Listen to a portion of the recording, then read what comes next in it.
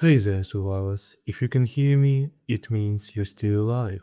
This is Jack's Nightmares, and wherever you're listening from, I'm glad you made it. Now, get comfortable. This is your next story.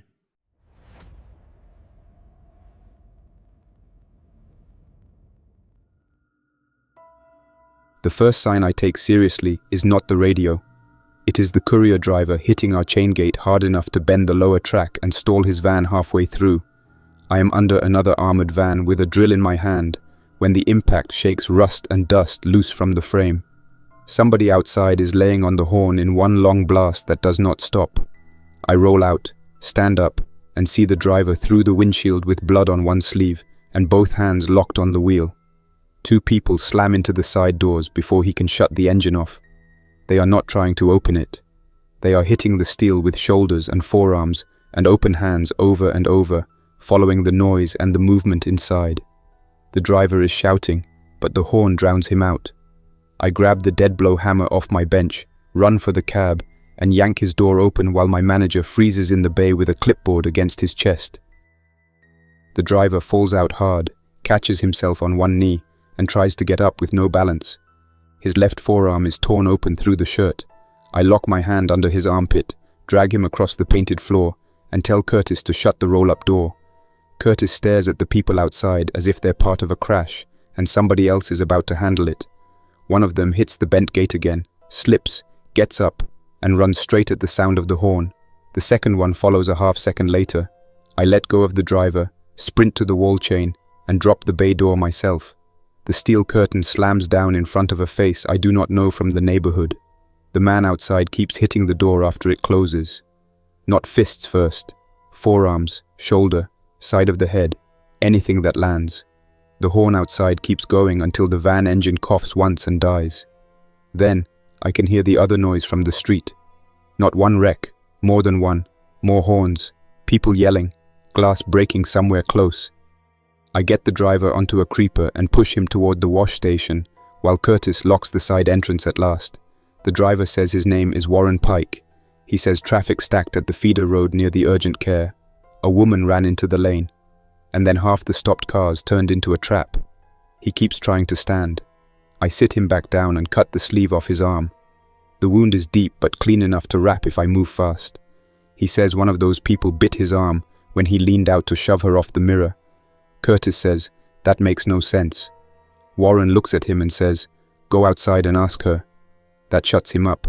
I rinse the wound, wrap it tight, and ask Warren if he can drive. He says no. He asks for his phone, then says he left it in the van.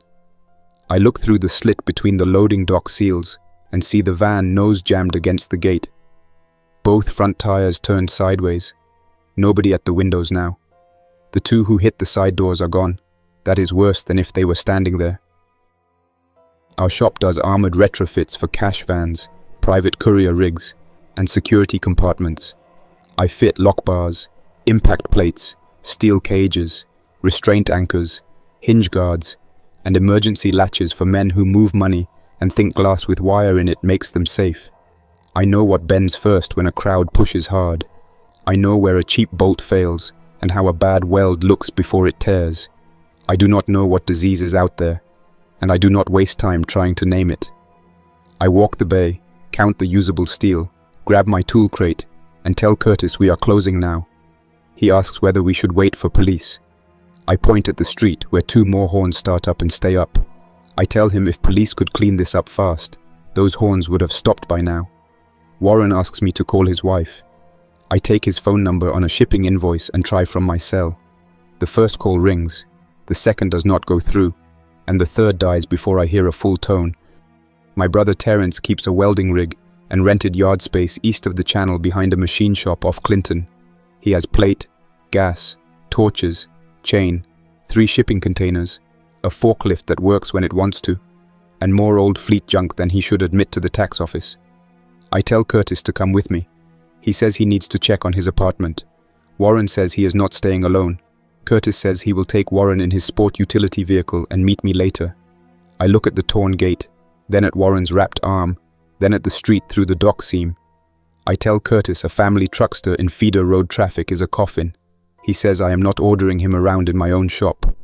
Fine. I stop arguing, take the better drill batteries from my locker, a box of cut-off wheels, 2 lock kits, and the plate templates I keep rolled behind the bench. I leave in my pickup through the rear fence after cutting the chain.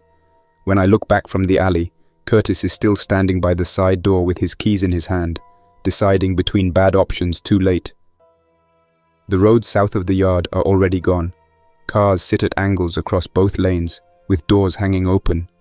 A box truck has climbed a median and stalled with both rear doors banging in the wind.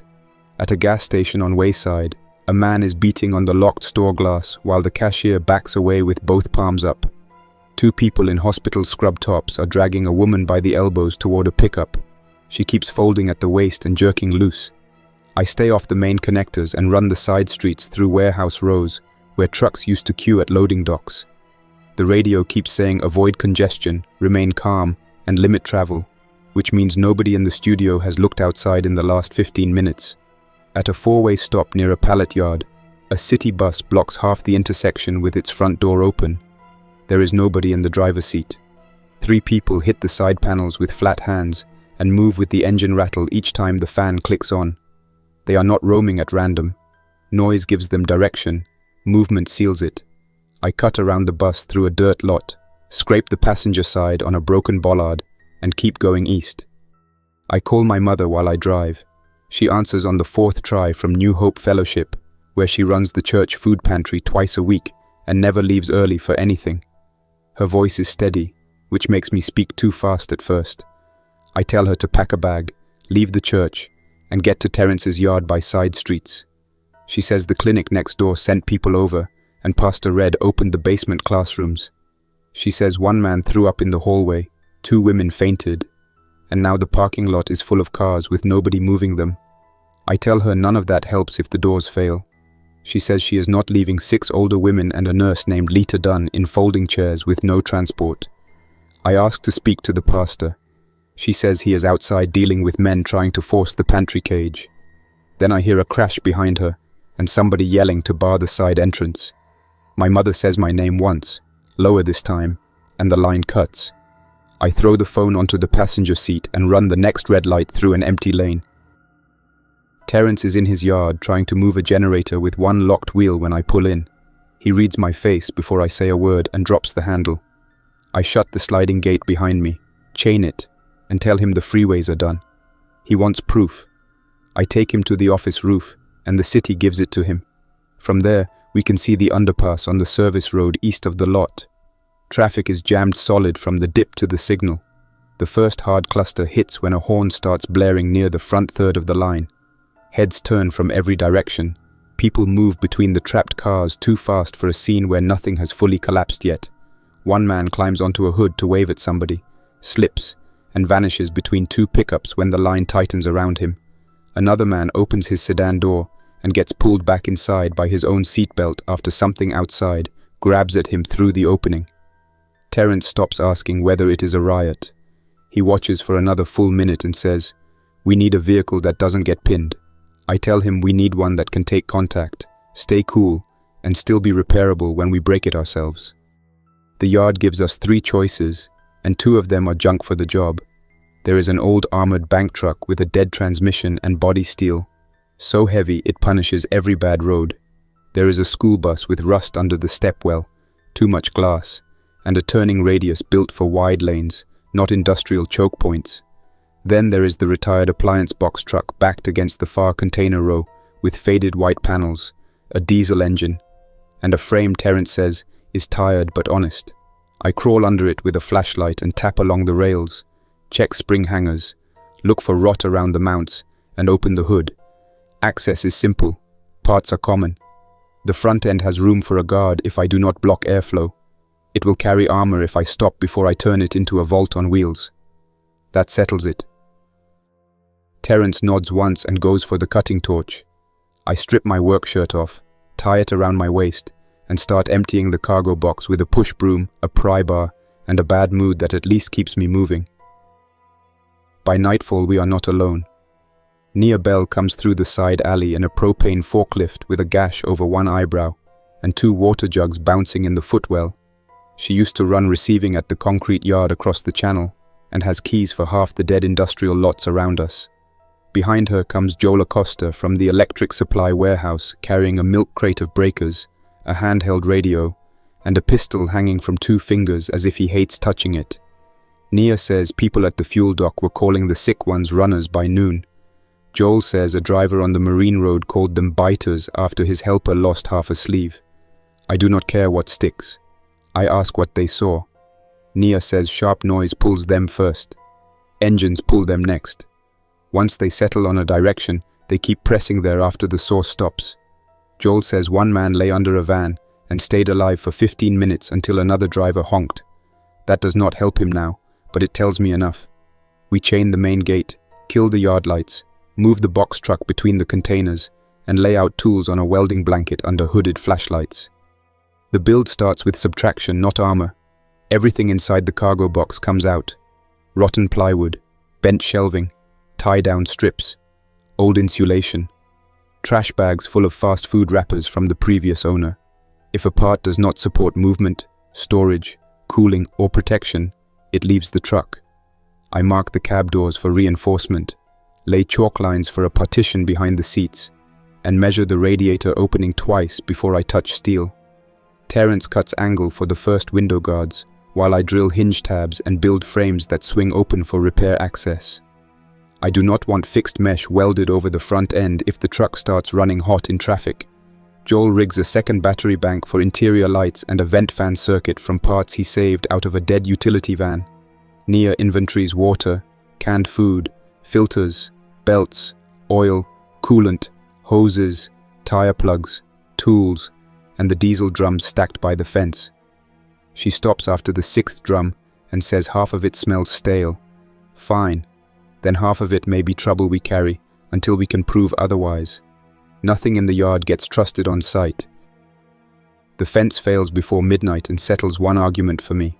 I hear chain link groan from the front line while I am fitting the first lock bar inside the rear cargo door. Not one impact.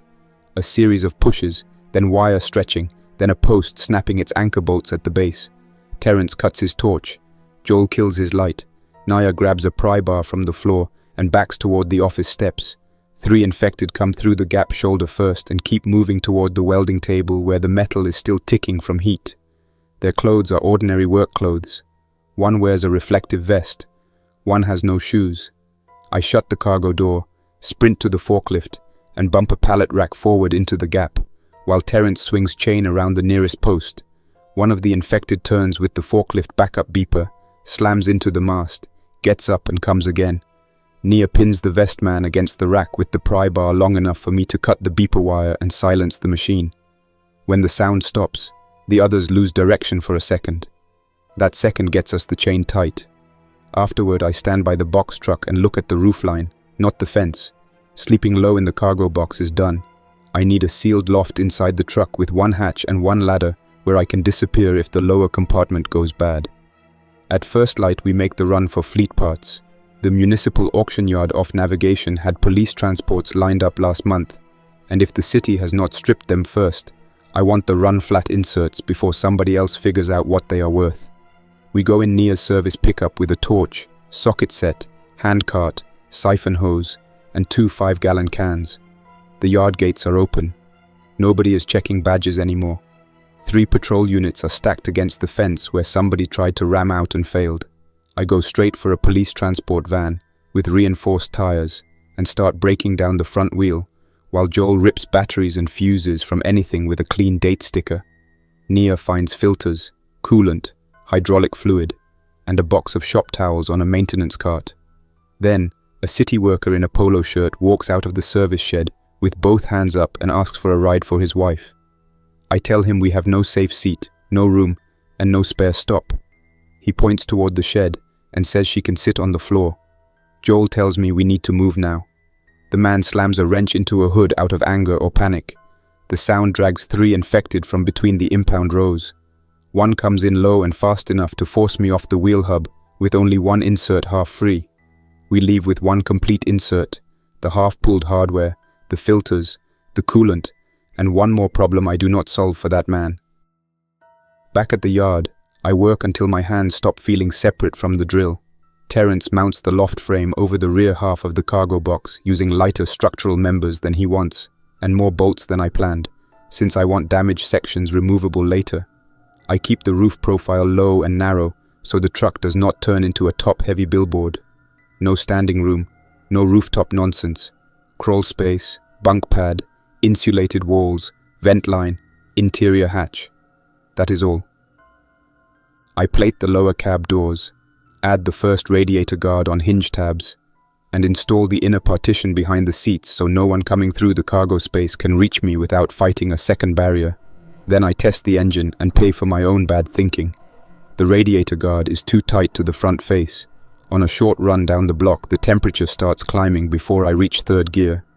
I bring it back in, shut it down, open the hood, and see the dead air pocket I created. No speech, no self-pity. I cut the whole guard loose, add standoff spacers, widen the openings, and rebuild it before dark. Steel that cooks the engine is not protection, it is sabotage with bolts. After sunset, the handheld radio catches a broken transmission from New Hope. It is not even a clean channel, only bleed over from dispatch traffic and local chatter. I hear my mother say she is moving canned goods downstairs. Then another woman says the side hall doors are shaking again. I key up and tell my mother to leave now, use alleys, and come east to the yard. She says Pastor Red took a bus group north an hour ago and never came back. She says she is with Lita Dunn and 6 older women from the apartments behind the church. I tell her the yard has steel, tools, and 1 truck getting close to roadworthy. A man yells near the radio on her end. Something crashes.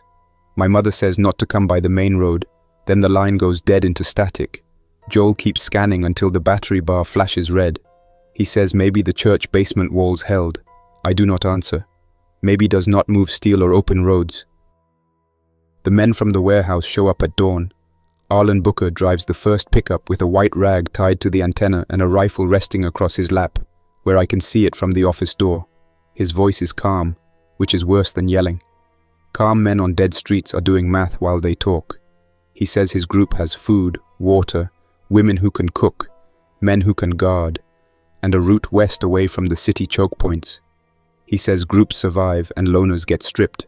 While he talks, his eyes keep sliding past me to the box truck, the plate stack, and the fresh welds on the loft frame.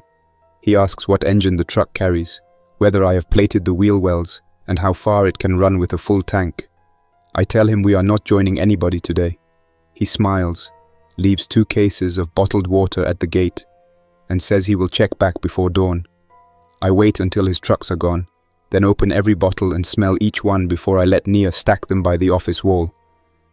He comes back with more vehicles before first light the next day, and this time his men spread out on both ends of the block. They do not rush the gate. They settle in where they can watch us finish.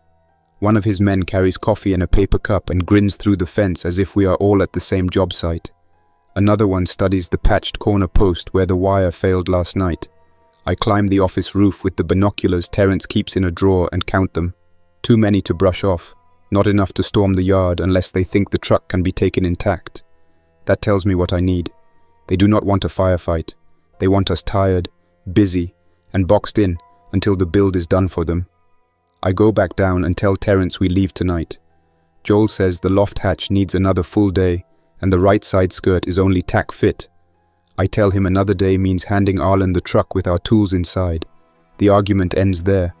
Every job left unfinished becomes something I plan around instead of something I wish away. The last hours before dark turn into one long list of half-finished solutions.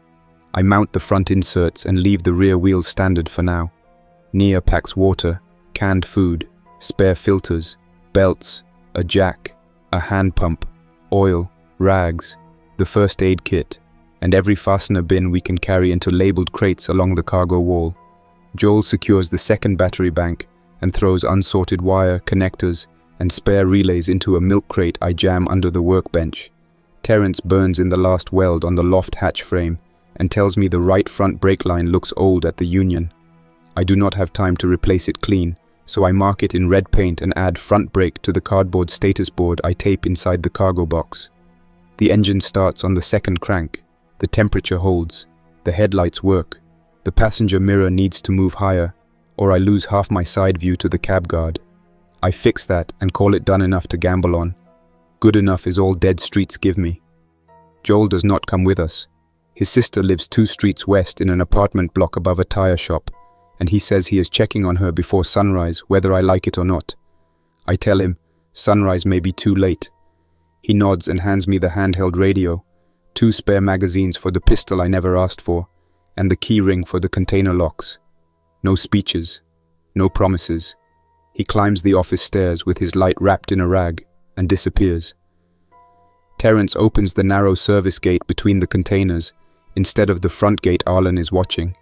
Nia gets into the passenger seat with a pry bar across her knees. Terence stays outside with the forklift and a road flare. The plan is mean and thin. I ease the truck through the rear lane. He drops a pallet stack behind us to slow any chase. Then he cuts across to the welding shed, where he spilled diesel under scrap earlier. If Arlen's men rush the rear gap, Terence lights the flare and turns the whole lane into noise, smoke, and bad footing. I tell him to get in the cab now, and we will make room. He bangs the door once and tells me to drive. I get the nose through the service gap and clip the right rear corner on the steel post, hard enough to scream across the alley. Lights come on at both ends of the block. A man shouts from Arlen's side.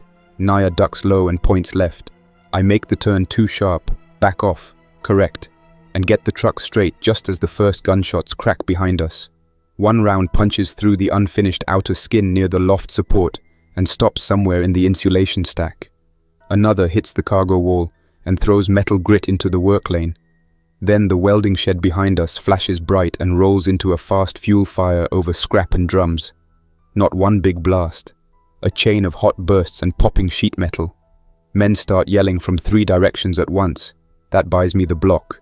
I keep the revs down until the next corner, then push harder once the side streets narrow and the rows of warehouses start breaking the sightlines. I do not see Terence in the mirrors. I do not go back for a last look. The truck is hot, loud, and unfinished, but it is moving under its own weight, and that is the only fact I can use. The cab sounds different once the truck is carrying steel, water, tools, and 2 people who both know the rear wall is not done. Every pothole answers through the loose bins and unfinished braces in the cargo box. I keep one hand on the wheel and one on the shifter, taking side roads south and east in shortcuts so no headlights behind me can settle into a chase. Nia presses a rag to her calf. A torn plate edge sliced her leg when we hit the post at the gate. I tell her to keep pressure on it and not touch the cab light. Twice I cut the headlights and coast through intersections where abandoned cars have reduced the lanes to one crooked path. Once I use the low ram bar to shove a compact sedan half sideways off a curb line so I can clear a dumpster. The engine stays in range. The right front brake starts dragging after every hard stop. I smell hot lining through the floor. I add that to the board in my head with fuel, water, Nia's leg, missing Terence, missing Mum, and Arlen somewhere behind us with enough brains to keep trying later. By the time I slip into an abandoned concrete supply lot near the old spur line, the eastern sky is starting to grey, and I have one place in mind only for tonight, not for tomorrow. I wake when heat starts building under the loft skin, and the truck stops giving off the little settling clicks from the drive-in. For a few seconds I do not move. I listen. One loose sheet of tin somewhere in the lot taps when the morning wind gets under it. Farther out, a siren rises, cuts off, then leaves the city with traffic hum and scattered horns that never settle into normal road noise. Nia is awake below me before I climb down. I hear her moving slow, careful with the leg. She has already cracked the side vent and used one of the clean rags to wipe the blood that ran under the bench during the night. The bandage on her calf is spotted through on the outer wrap, but not soaked. Good. I hand her water first, then the flashlight. Then I unlock the cab and step out into the concrete lot with the pry bar in one hand and the pistol tucked into the back of my jeans, where it bangs my spine every time I bend. The sun is up enough to show me what I parked in. Broken forms stacked in rows. 3 rusted mixers along the fence line, a prefab office with half its windows boarded, a chain gate hanging open into the weed lot that backs up to the rail spur. Nobody close. No tracks fresh enough to tell me anything after the grit and wind from the night. I walk the truck one full circle, palm on every panel I touched in the yard, checking bolts, braces, hinges, tire sidewalls, the unfinished rear wall where bare framing still shows, and the front right wheel where the brake dragged hardest on the run out. The heat coming off the right front hub is gone now, but the smell from the brake lining has sunk into the wheel well. I crouch, pull the wheel with the hand jack and impact, and find the caliper hanging up on the slide pins. Not frozen, dry and binding. I can clean and grease that if I have time, and if I do not find a torn hose behind it. I crawl under the front end next and trace the brake line Terence marked in red before we left. The union is older than I want. Surface rust on the fitting, dirt caked over the clamp. It held overnight. That does not buy trust. I roll out, wipe my hands on a rag, and check fuel. The main tank sits under 3/4. More than I expected, less than I want.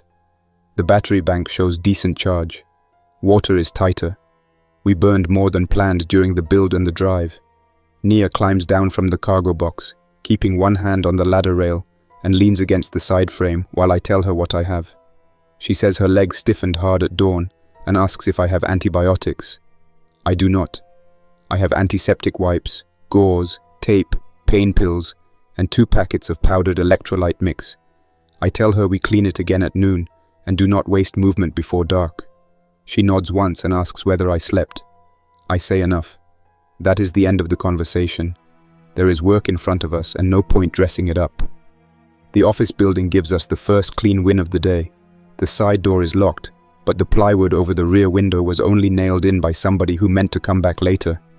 I pull it loose, climb in, and find a cramped prefab with metal desks, a sink dry at the tap, a break room fridge warm and useless, and a wall map of the east side with yard names and concrete delivery routes marked in grease pencil. I take the map, a box of contractor trash bags, 2 clipboards, 3 black markers, and a pack of coffee filters from the counter. The filters are better than gold right now. Nia finds a maintenance closet with a case of bottled water hidden under floor stripper and 2 sealed dust masks. I find the first aid cabinet already raided except for tape, burn cream, and a pair of trauma shears. In the office drawer, I get lucky again and pull out a handheld weather radio with a crank arm and local bands. No batteries. Fine. The crank works. I sit on the office floor, turn it until the little light comes up, and scan through static emergency tone bursts. One sheriff's frequency overloaded with panicked calls, and a church volunteer net where people are trying to pass names of the missing across short-range sets. Most of it is fragments and half sentences. Then, I catch one clear piece long enough to matter. New Hope moved basement group east after sunrise. Church unsafe. Bus transfer failed at Lynchburg lot. Survivors scattered toward Baytown aid point. Then the voice is gone under somebody else shouting for insulin. I write Baytown on the clipboard in block letters and draw a line under it hard enough to break the marker tip. I spend the next 2 hours on the truck before the heat makes the metal hard to touch. I clean the front brake pins with solvent, grease them with what is left in a tube from Terence's parts shelf, and cycle the caliper twice by hand until it moves freer. The old union stays where it is for now. I do not touch it until I have a replacement line in reach. Naya works from the shade inside the cargo box, sorting every bin into what I can reach from the side lane and what can ride under the bench until we need it. She is good at that kind of work. No speech, no performance, no wasted motion. When I hand her the map from the office, she marks 3 routes east that avoid the worst main roads and circles any place that might hold fuel or fleet parts. One is a bus maintenance yard near the water. One is a shuttered muffler shop with a backlot and lifts. One is a county road depot farther out. She asks whether we check the church first. I look at the map, then at the fuel level, then at her leg. The church sits back west through tight streets, apartment blocks, and feeder lanes that will be thick with stranded cars if the basement group moved at sunrise under pressure. Baytown gives me a lead and a direction. New Hope gives me one more place to get pinned. I tell her we go east and look for the failed transfer point. She does not argue. She tears the old bandage off her calf, bites down on a rag when I flush the cut, and says, "Then we need cleaner fuel before any detours." The truck takes the heat worse than I like once the sun gets high. Air inside the cab sits dead when the engine is off. The loft is unusable until dusk. I rig the vent fan to the battery bank and hang a moving blanket over the windshield guard from the inside to cut the light. We eat cold beans with plastic spoons, save the water from washing the can, and pour it into the waste bottle under the rear bench. At noon, a metallic bang from the rail spur drags 4 infected through the weeds behind the lot fence. They come in the same pattern I saw on the road. Quick burst toward the sound, then hard testing at the line where the sound stopped. One wears a reflective traffic vest. Another has one arm jammed stiff against the body from an old brake or a fresh one. They are not smart. They do not need to be. They hit the chain gate, bounce off, shove again, and keep working the weak angle where the frame hangs half open. I crouch behind a mixer drum and watch how long they stay on it after the last noise. Nia stays inside the truck. No light, no movement in the cab. The 4 keep pushing for 6 full minutes after the spur goes quiet, then peel off in 2 pairs when a truck backfires somewhere out on the frontage road. I count that time twice on the clipboard. 6 minutes of memory for hard metal noise at midday and open ground. That is a rule I can use later. We move at dusk after I finish one more change to the truck. The unfinished rear wall has bothered me since the yard. I do not have enough plate to seal it properly without overloading the back end, so I cut a lighter panel from scrap aluminum skin in the office awning, brace it with box section from an old shelf, and bolt it over the frame from the inside. It will not stop a rifle round. It will stop a hand, a tool, weather, and one more line of sight into the cargo box. I also build a crude muffling baffle around part of the exhaust run from heat shield scraps and a section of generator housing I cut out of the office shed. It does not make the truck quiet. It cuts the sharp bark when I start moving from a stop. That matters more than top speed. By the time the light drops enough to travel, the truck has gained 2 useful things and one more weak point. The baffle traps heat under the floor, so I will have to watch it. Every fix lays down a new problem beside it. I pack the tools, pull the blanket off the windshield, and back out through the open chain gate onto the service road with no headlights for the first half block. Nia rides low with the map on her lap and the radio in her hand, listening for any voice that says Baytown or Lynchburg or New Hope. The first road trap of the day almost works on me. We come up on a sedan sideways under a dead signal with its driver door open and one rear tire flat. A woman in a yellow shirt is sitting on the curb beside it with both hands raised, waving slow, not frantic. A second figure lies face down between the lanes 10 yards ahead. 2 cars behind the sedan have their hazard lights blinking in sync. The scene is clean enough to look staged, but clean can be a trap, and dirty can be a trap too. I kill the headlights, idle back half a block, and watch through the side mirror. The woman on the curb keeps one arm up for almost a minute without shifting position.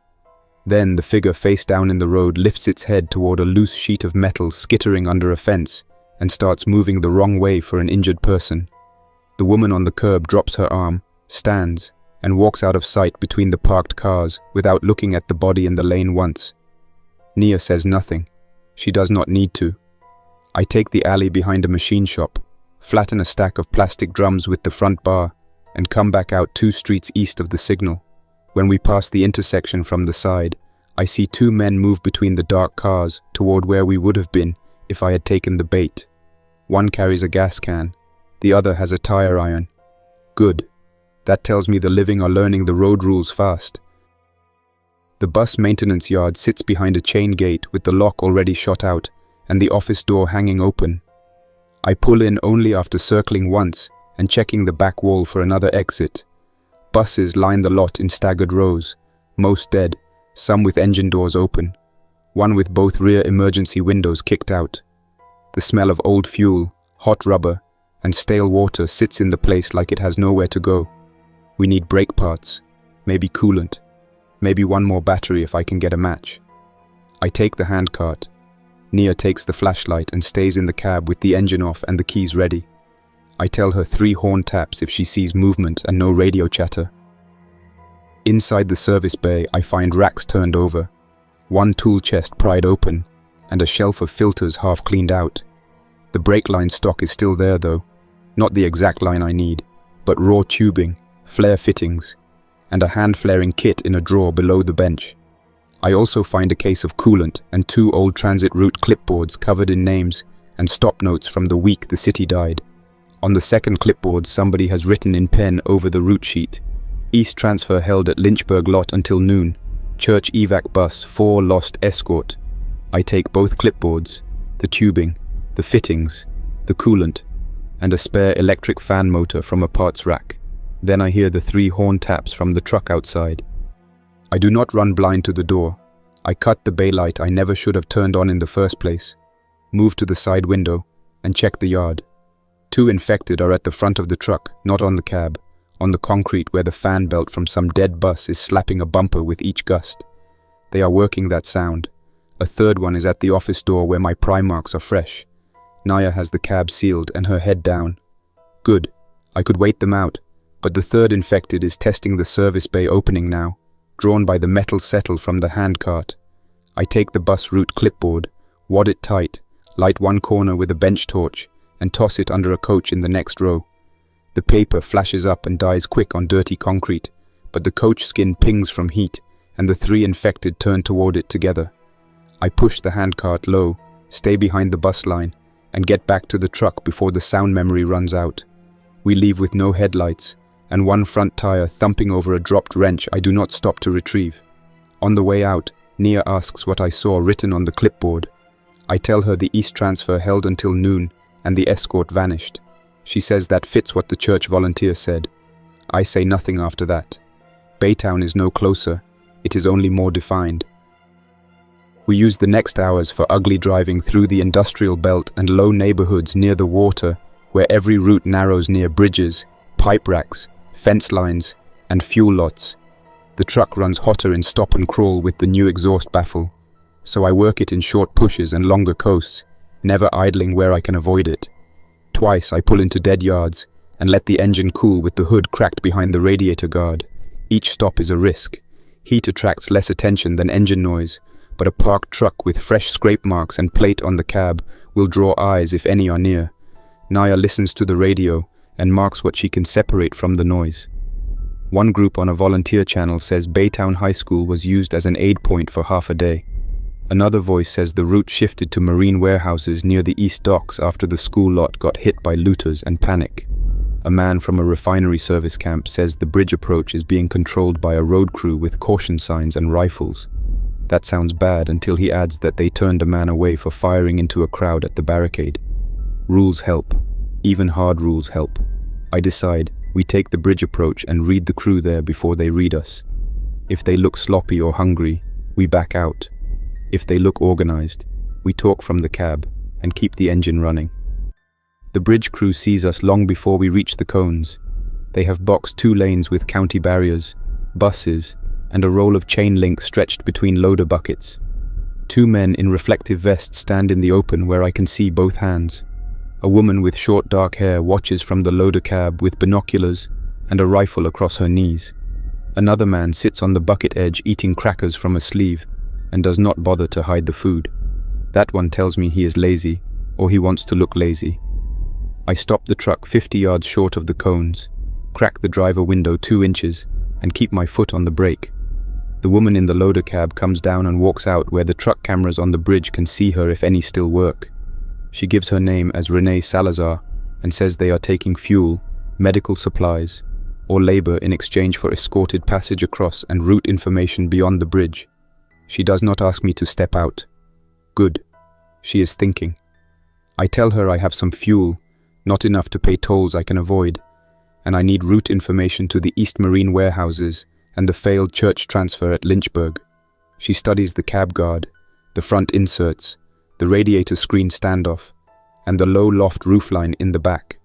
Then she says she will trade a safe crossing and a marked route to the warehouses for 1 case of coolant and 10 minutes with the hood open so her mechanic can look at my fan override setup.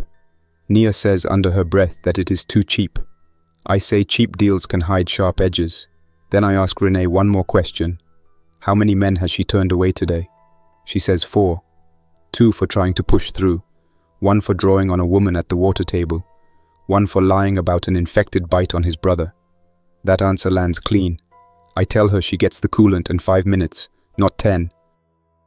Her mechanic's name is Bin Tran, a narrow man with grease under every nail and a flashlight strapped to his head with duct tape. He never once asks how fast the truck can run or how much armor it carries. He looks at the fan switch, the radiator guard spacing, the exhaust baffle, and the way I mounted the front inserts. Then he points to the exhaust shield and says, "If I keep that set up, I need a vent gap cut here and here, or I will cook the floor near the battery run." I do not argue. He is right. He also notices the front brake union Terrence marked. I tell him I have line stock and fittings from the bus yard, but no pit to do it fast. He says there is a muffler shop 3 miles east with a service trench, and one usable jack stand if no one stripped it after he passed through yesterday. He draws the route on the clipboard with a carpenter pencil, and circles one intersection where stranded tankers make the road single lane. Renee takes the coolant case, gives us a plastic badge she says will get her people off our windshield if another barricade team is using the same net, and waves us through without trying to touch the truck. That one choice does more for my trust than the trade itself. People who think they can claim what they did not build usually reach for it too early. She did not. The bridge crossing gives me the first long view of the waterside since this started. Barges sit crooked at moorings. One tug has drifted into a bank and stayed there. Service roads along the channel are packed with tankers, pickups, and utility trucks abandoned nose to tail, with gaps where people force their way out through medians or fence holes. There are bodies in some cab seats. There are people moving between lanes too, but not enough to fill the space. Noise is what shapes the ground here. A dropped steel panel on a dock can drag a whole knot of infected across a yard. A running reefer unit can keep them circling one trailer for an hour. That makes every stop into a little experiment with bad steaks. We clear the bridge and follow Bin's pencil line through a pipe corridor, and behind a shuttered hardware store until the muffler shop shows up on the left with the bay doors half down and one stripped truck on the lift inside. I take the back lot first, checking for an exit gate. There is one, chained but not locked. Good. I nose the truck inside and pull the bay door low behind us using a tow strap through the handle so I can let it drop without standing in the opening. Once the door is down, I finally put the truck over a service trench and look up at the brake line with enough room to do the job right. The line swap takes longer than I like and hurts more than it should. Not me, the truck. Every fitting on old equipment thinks it owns the metal around it after enough summers and road spray. I cut the bad section, bend new line by hand around a socket to keep the curve wide, flare both ends twice before I accept them, and replace the clamp while I am under there. Nia sits on an overturned bucket with her leg up and loads the radio scan log onto the office clipboards from the bus yard, writing times, voices, and places in a tight hand I can read at a glance. She also finds a cardboard display of sealed bottled water behind the front counter, where somebody missed it while chasing cash drawer money that has no weight now. Halfway through the brake job, a chain rattles against the back lot fence. I freeze under the truck and wait. One hit, then another. No voices. Not people testing the chain, only movement brushing past the wire. 5 minutes later it stops. I finish the flares, bleed the line into a jar, top the master cylinder, and cycle the pedal until it comes back solid. When I crawl out, Nia says the radio volunteer net mentioned a church nurse named Lita Dunn leading older women through a marine warehouse aid point near Baytown. No date, no count, no confirmation on who stayed with her. I sit on the trench edge with brake fluid on my forearms and make myself slow down. One lead is not a person. It is a door that might open or might show me an empty room. We leave the muffler shop after dark and use the next fuel problem to teach me another lesson I should have learned earlier. Good diesel in drums does not look like safety once half the district knows trucks are worth more than houses. We find a small contractor fuel yard with the padlock cut and 3 overhead tanks sitting behind bollards. 2 men are already there with hand pumps and plastic cubes in the bed of a landscaping trailer. They wave first, friendly enough, and one of them tells me there is enough for everybody if we keep things calm. I stop farther back than he wants. The second man keeps glancing behind my truck toward the street instead of at me. I look where he is not looking, and catch a third figure crouched near the rear corner of a dead skid steer with a hose line ready. They want me boxed while the hidden man comes at the back. I put the truck in reverse, back 20 yards, and let the engine rev against neutral for one hard burst. The noise drags 6 infected out of the dark from behind the chain warehouse next door and turns the whole yard into running feet and bad decisions. One of the men with the pump drops his hose and bolts for the trailer. The other reaches for a pistol too late. I do not stay to see who makes it over the fence. I take the street, circle 1 block, and find a smaller diesel tank behind a shuttered paving office with no bodies around it, and no fresh pump marks in the dust. It holds only enough for 15 gallons once filtered through coffee paper and a shirt sleeve, but 15 clean gallons beats 50 dirty gallons bought in a trap. Near midnight, the transfer route bites back at us. We take a service road along the water to avoid a main lighted corridor and find it narrowed by a wrecked tanker, half in the ditch and half in the lane. I could back out. I do not, and that choice costs me later. I try the shoulder on the right where the dirt looks packed under weeds. The front clears. The rear drops deeper than it looked from the cab, and the truck leans hard enough to throw a crate against the side wall inside. I keep the rev steady, do not floor it, and work the wheel left until the rear tires climb back onto broken asphalt. We get through. Then, I hear the metal pop from under the cargo floor. Not loud, not dramatic. A single hard report under load. I stop 50 yards ahead, crawl under with the flashlight, and find the right rear spring pack missing 1 leaf at the end. Cracked, not fully gone, but done carrying the weight it carried an hour ago. I lie on the road under my own truck with one eye on the ditch line and think about what I did to it. Too much rear load, too little respect for shoulder ground, too many patched roads under a heavy box. I cannot fix the spring in the road. I can only change how I move until I reach a yard where I can unload weight, clamp the pack, and hunt another spring or make a temporary brace. I get back in the cab and tell Nia we are on borrowed road now. She nods and starts shifting the heaviest bins forward by hand, while I drive at a crawl toward Baytown. By the time we reach the Marine Warehouse district, Nia's leg has started draining through the clean bandage again, and the truck feels different over every joint in the road. Not undrivable, uneven, soft in the rear right when the weight shifts. We park inside an empty forklift yard behind stacked pallets and let the engine cool with the hood cracked 1 finger width behind the guard. The volunteer radio net is thin at this hour, but one voice comes through clear from a woman reading names out of a notebook at an aid point. She names 2 of the women my mother served with at New Hope. Then she says, Lita Dunn moved 6 older women and 1 additional female east from the warehouse point after vehicle trouble and shots at the gate. No names on the remaining female. No destination beyond county convoy and north route pending. I lean back in the seat and force myself not to make more out of it than it is. My mother could be the extra female. She could have left earlier. She could have refused the convoy. She could have stayed with Lita. The only good part in the whole message is that the thread did not end at the church basement. The bad part is that everything after that turns into moving pieces again. Nia looks over the radio log and says if a county convoy touched Baytown, there may be paperwork at an emergency logistics point, fuel issue desk, anywhere local government tried to hold shape for 2 days before it folded. That gives me the next job. Find the warehouse aid point first. Find a county name or route second. Keep the truck under me long enough to get there. The warehouse aid point is dead by sunrise, but dead is not empty.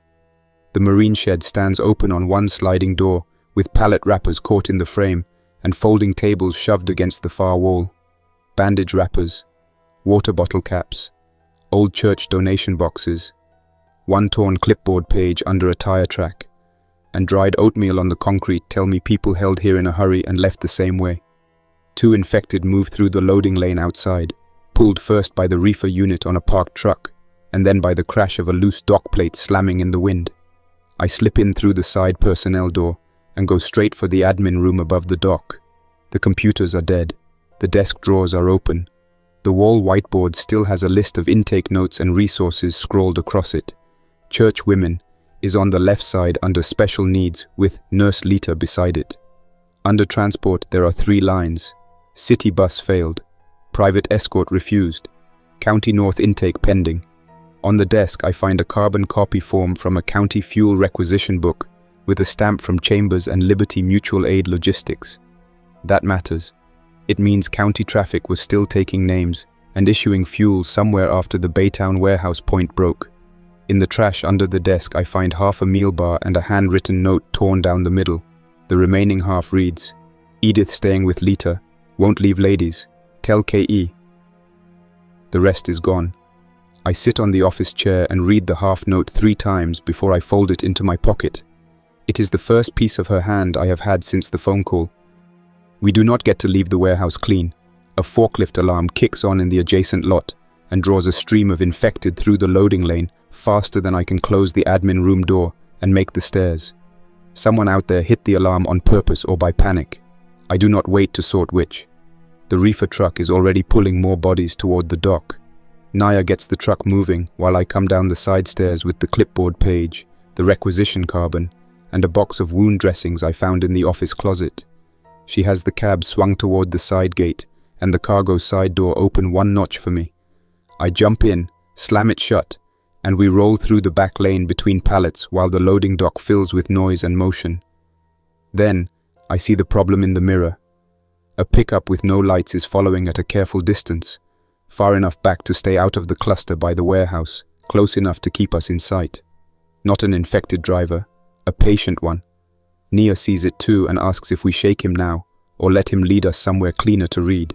I choose to read him. I take 2 calm turns, then a third into a dead retail strip with a wide lot and multiple exits. The pickup follows through the first turn and the second, then slows on the third when I cut the engine and let the truck coast behind a loading dock hump out of sight. The pickup rolls past at the mouth of the strip, pauses, then keeps going when it hears nothing. On the back window I catch one thing before it clears the corner. White rag tied to the antenna. Arlen's people found us on the east side. That changes the ground. A random scavenger can be handled with distance. A patient crew that tracks fuel stops, aid points and route choke areas can use my needs against me. I cannot keep working the obvious places and hope luck fills the rest. We take the retail strip to a drainage cut, cross behind a feed store, and hole up in a precast yard west of the main Baytown cluster, where broken barriers, slab forms, and aggregate bins give me cover from the road. The yard is half useful and half trap, which is better than clean. Clean places get chosen by other people first. I back the truck into a slot between stacked barriers and unload weight off the rear right side until the spring pack sits less angry under the frame. Then, I crawl under with a C-clamp, flat bar, and every curse word I saved during the brake line job. The broken leaf is at the lower end of the pack. I cannot replace it here, but I can clamp the pack tighter, add a plate along the side to reduce spread, and shift weight forward until I find a donor spring. Nia sorts water and food again. She also checks her leg, and finally says what she was holding back. The cut is hot around the edges. The skin above it has gone tight. That means I need antibiotics or a nurse who kept some when clinics emptied. The wound dressings from the warehouse help. They are not enough. I clean it again, wrap it again, and tell her I will look for a field station at first dark if the yard stays quiet. She does not thank me. Good, we are past that. The displaced group shows up before dark, which ruins my plan and gives me a different one. I hear one voice first. Not close, calling low through the yard for anybody alive inside. Not begging, not commanding, testing. I take the loft ladder halfway, look through the side slit, and see 7 people outside the chain gate.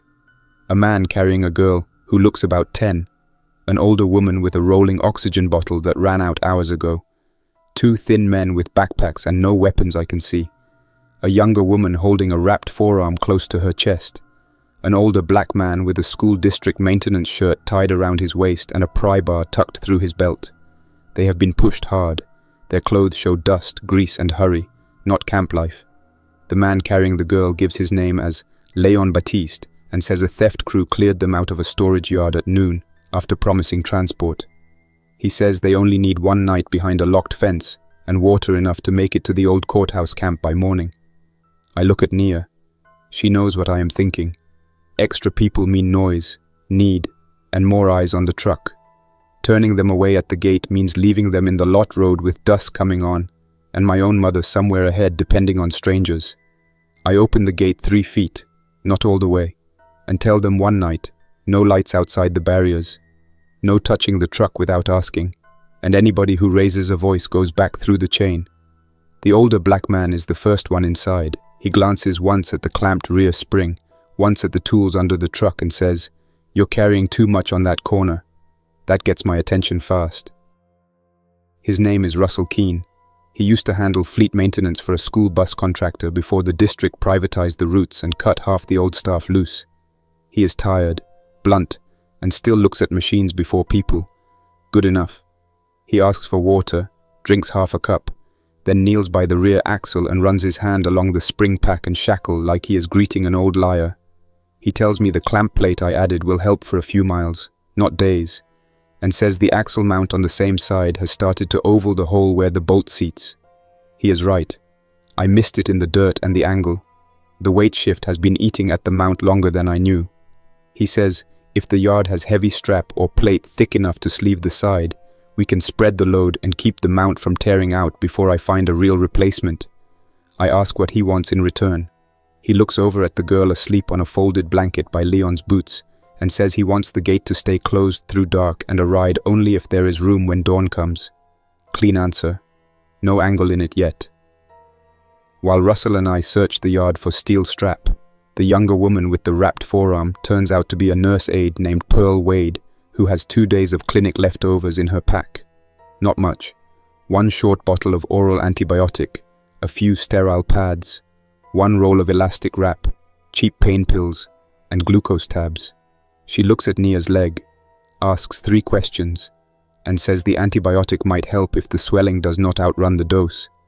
Then she says she is not giving it free. I tell her I am not asking free. She wants 1 fuel can and a morning ride for the girl if the old woman with the oxygen does not make it through the night. I give her half a fuel can and a place in the yard, not a seat promise. She takes the deal anyway. Work fills the yard through the evening until the place feels less like a hideout and more like an emergency garage nobody meant to open. Leon and one of the thin men, a quiet roofer named Saul Farrell, help me unload the heaviest bins and spare drums off the rear right corner. Russell cuts 2 sleeve plates from a broken loader bucket bracket with the yard saw and has me bolt them outside the axle mount while he holds the alignment with a drift pin. Pearl cleans Nia's leg harder than I did and does not soften it for her. She says the cut itself is manageable if the line stays clean, but Nia needs to stop climbing, stop shifting weight, and keep the bandage dry for 1 full day. Nia laughs once at that and looks at the truck.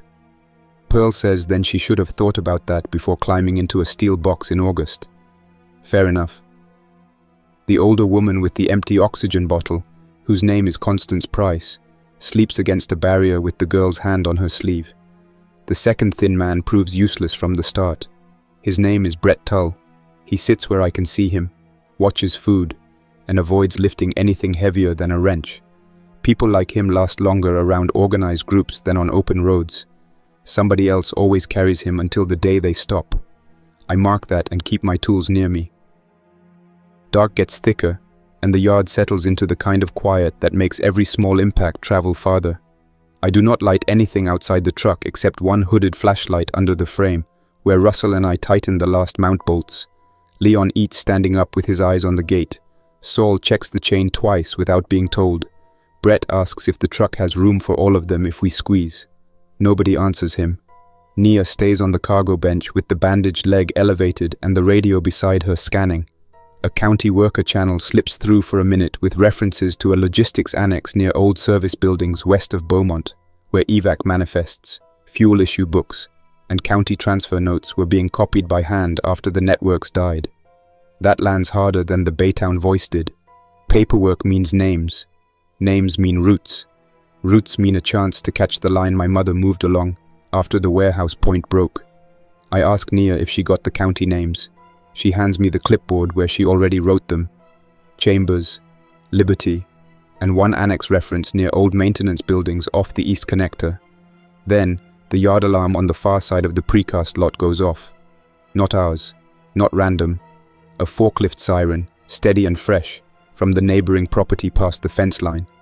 Every face in the yard turns the same way at once.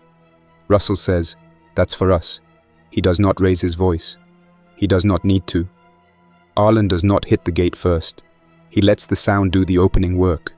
The forklift siren on the adjacent lot drags infected toward the shared fence until the wire thrums under their weight.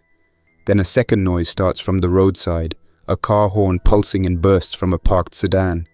The two sound sources split the movement pattern and make the line unpredictable. While we watch the fence, someone cuts the outer chain on the far service gate, where scrap forms blocked my sight. Saul sees the gate swing first and shouts once. Leon grabs the girl and Constance together and drops behind the slab stack. Pearl drags Brett by the collar when he freezes in the open. I run for the truck, climb into the cab, and hit the ignition while Russell and Saul shove the heaviest water drums away from the rear right corner to buy the spring another chance. Headlights flare from outside the service gate. Not charging. Waiting. Tow truck. Arlen learned. He does not want the box full of holes. He wants it hooked and panicked. Nia has the cargo side door open for Russell before I even ask. He comes in through the side with one hand bleeding from the drift pin slip and slams it shut. Saul does not make the door. He is outside the fence line by the time I see him again, trying to pull the service gate back into place against the cut chain, while 3 infected hit the wire from the other side. I put the truck in gear and head for the barrier slot I backed into on arrival. There is no clean way out now. There is only weight, angle, and what the suspension will forgive. I use the truck the way I built it, not the way I wished it worked.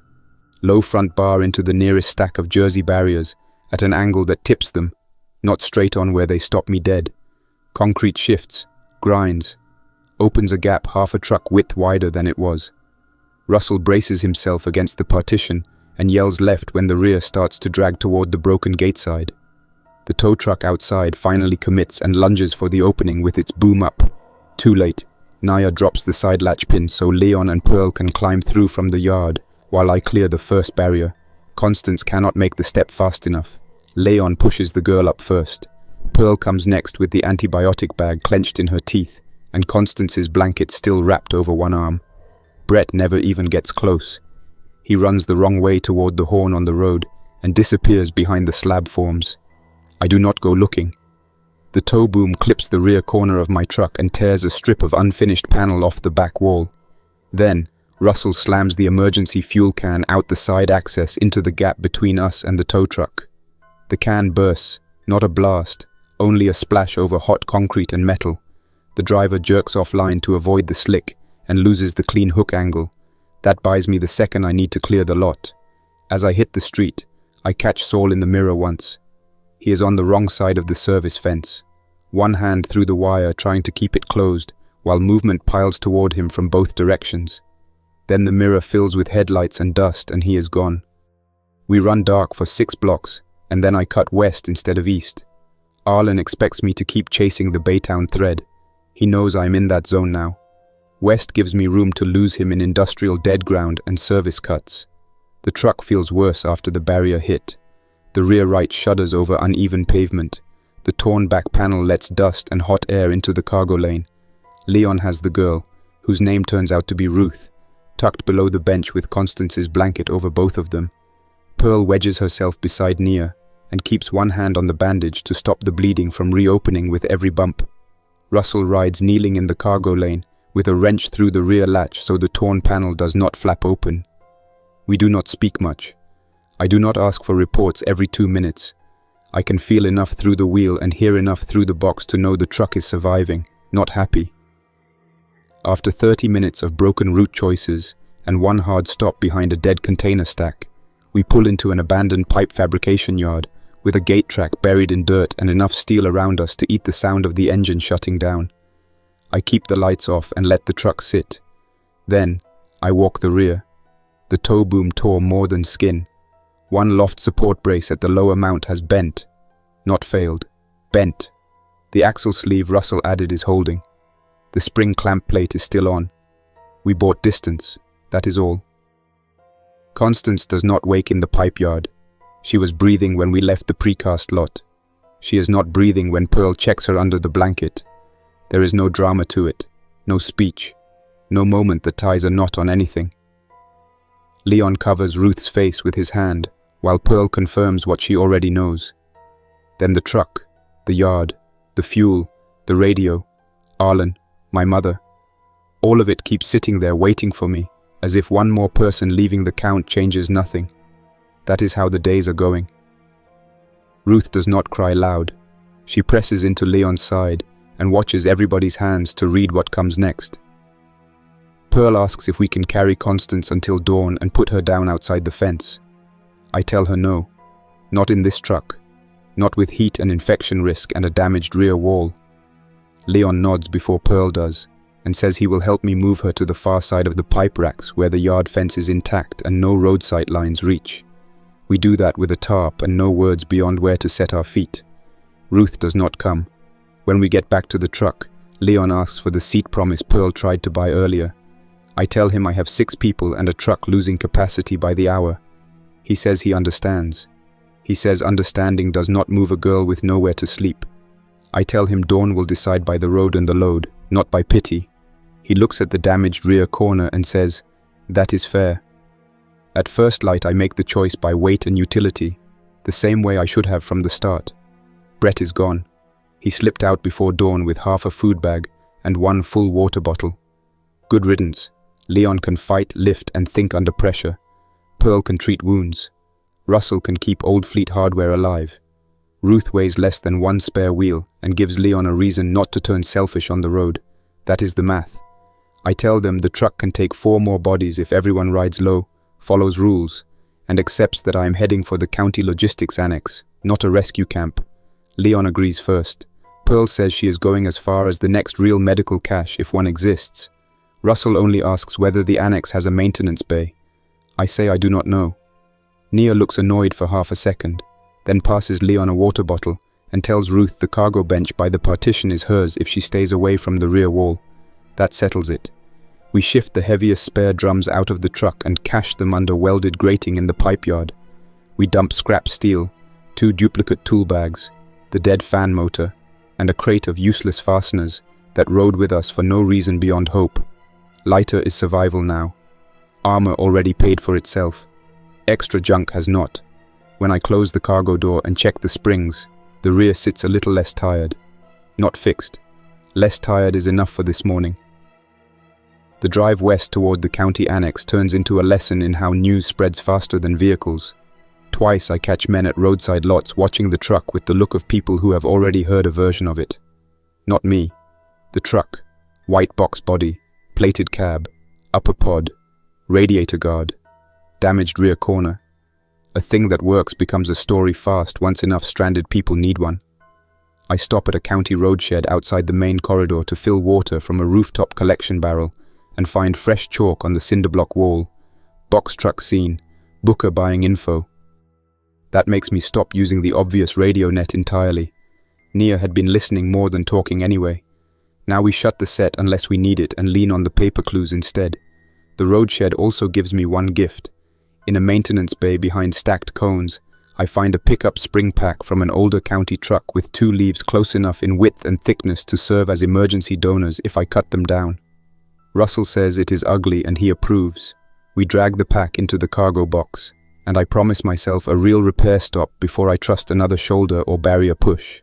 At a gas station outside the service road split, we pass a family trying to flag everyone down with a cardboard sign that says, "Insulin." No trap signs I can see, no hidden movement. I do not stop anyway. I hate that choice while I make it. Then I keep driving. The truck cannot be a clinic, a bus, and a shelter all at once. If I pretend it can, we do not reach the annex. By mid-afternoon, the county logistics annex shows itself for what it is. Not a bunker, not a camp, not a miracle. Only a low-service complex behind a fleet yard with 2 cinder block buildings, a fuel island, chain fencing, and a line of county trucks parked as barriers across the main entrance. Men and women are moving inside with a pace that looks worn but organized. Good. I stop well short of the gate, let them study the truck, and wait for them to decide whether I am a problem, a prize, or a customer. A woman in a faded county road shirt walks out first with a shotgun angled low and a radio clipped to her belt. A deputy follows at a slower pace, heavy-set, sweating through the vest, one hand on the holster more from habit than skill. The county worker gives her name as Iris Cole and asks 3 questions in order, infected aboard, weapons aboard, and whether anyone in the truck needs urgent medical care. Good order again.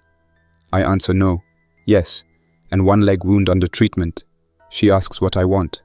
I tell her manifests, transfer notes from Baytown, and a repair bay if I trade labor, parts, or escort help in return.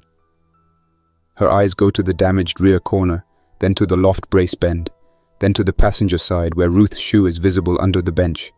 She tells me to keep the engine off, all hands visible, and no one steps out until she says, "Fair." We wait in the hot silence with every eye inside the cab on the yard line, while county workers watch from behind the parked trucks and make their own math. Iris lets us in after she speaks to somebody over the radio and walks one full circle around the truck without trying to touch it. That helps. The annex yard smells of diesel, wet cardboard, sweat, and old copier toner drifting out of the office building every time the door opens. They have built a small order around ugly tools, fuel issue table under a tarp, paper forms on clipboards with carbon copies still in use, handwritten route boards, one nurse station in the maintenance break room, a weld bench in the fleet bay, a kitchen line in the shade of a salt spreader. Not safe, functioning. That is enough for me. Iris puts us in a corner of the fleet bay and says the rules once, clear and flat. No wandering outside assigned areas. No private dealing inside the fence. No lights after dark beyond shielded work lamps. Labor earns food and water. Hoarding gets people put out. She asks what skills my group has. I tell her fabrication, basic electrical, fleet maintenance, and medical aid work. Pearl nods once at that. Russell points at the spring pack in the cargo box. Iris says, if we help reinforce the South Service Gate and get one dump truck running before night, we can use Bay 3 and go through their Baytown transfer records under supervision. I ask who is supervising. She says Gerald Sykes in records and Deputy Paul Medina in the fuel room. I ask which one lies less. Iris looks at me for half a second, then says Gerald lies from laziness and Paul lies from nerves. Good answer. I tell her Gerald then. The annex records room is an old payroll office with 3 folding tables covered in binders, requisition books, route maps, intake lists, and loose paper held under mugs so the fans do not scatter them. Gerald Sykes is grey-haired, broad, and moves with the slow drag of a man who used to work an office chair and now resents every step. He does not try to block me with policy talk. He points me to the Baytown transfer binders and a stack of volunteer convoy notes clipped with fuel slips. I work through them page by page until I find my mother's name written clean in county block letters. Edith Morton, Nurse Lita Dunn, Polk Shelter Route, arrived 2 days after leaving Baytown. Then I find the last entry in a casualty sheet from the church school outside Polk, fever in the shelter, no transport available, buried on site by volunteer staff behind the north fence line. There is a second sheet folded into the back of the binder, a pantry inventory card with my mother's handwriting across the blank side. Keisha, if this reaches you, do the work in front of you. Don't waste the truck on grief. I sit there with the card in my hand until Gerald clears his throat and asks if I am done with the binder. I do not cry in the records room. I put the card in my pocket, copy the burial location onto my clipboard, and walk back into the yard. Iris is already moving people toward the south gate. A white rag is tied to the antenna of a pickup outside the fence. Arlen found us. He does not come in shooting. He sends one truck to jam the outer lane and another to drag a county barrier out of line, while a car horn blares from the ditch to pull infected toward the gate. The annex starts folding at the edges. I get in my truck, kick the fan override on, and use the front bar the way I built it to work. I shove the barrier back into place, pin Arlen's pickup against the drainage culvert, and hold it there until the horn in the ditch keeps drawing movement past his doors. He pounds on the glass once, then he stops. I back off and let the gate crew close the line. The fight burns out fast after that. One county worker goes down at the fence and never comes back through the gate. 2 of Arlen's men run. The rest scatter when they lose the truck they came for. My rear corner is bent worse than before, and the loft brace finally needs a full replacement, but the axle sleeve holds and the front end stays straight. Pearl moves to the nurse station for good. Leon and Ruth get cots in the maintenance office. Russell stays in Bay 3, and starts cutting a proper spring repair from county scrap before the engine is even cool. Nia looks at me from the cargo lane and says she is not leaving on that leg until she can stand without grabbing the wall. I tell her fine. She can heel here and boss the radio table around. At dusk, I drive north with Iris in a county pickup following my tail, and Russell riding beside me. We reach the school grounds before dark. The north fence line is there exactly where the sheet said it would be. The grave marker is a pantry shelf tag with my mother's name written in black marker and wired to the fence. I do not stay long. I put the inventory card in the dirt under the tag, stand there until the wind dies, then go back to the truck. I return to the annex that night and stop chasing rumors after that. I keep the truck. I finish the repairs. I run escorted fuel, medicine, and paper records between the county yards that are still holding on. People start calling it the two-story truck when they see the loft and the plated cab. Fine. Let them call it whatever they want. It is not a fortress. It is work. It moves when roads are half gone. And when I shut the engine off at the end of a run, there are people behind the fence who made it one more day. That is where I end up. Not safe. Not fixed. Useful. And that's where we'll stop for now. Thanks for listening. Don't forget to like, subscribe, and tell me how the story hit you, what moments worked, what didn't, and what you'd want to hear next. And a big thank you to everyone supporting the channel. You keep this project alive. Until next time, Survivor. Jack's Nightmares, signing off.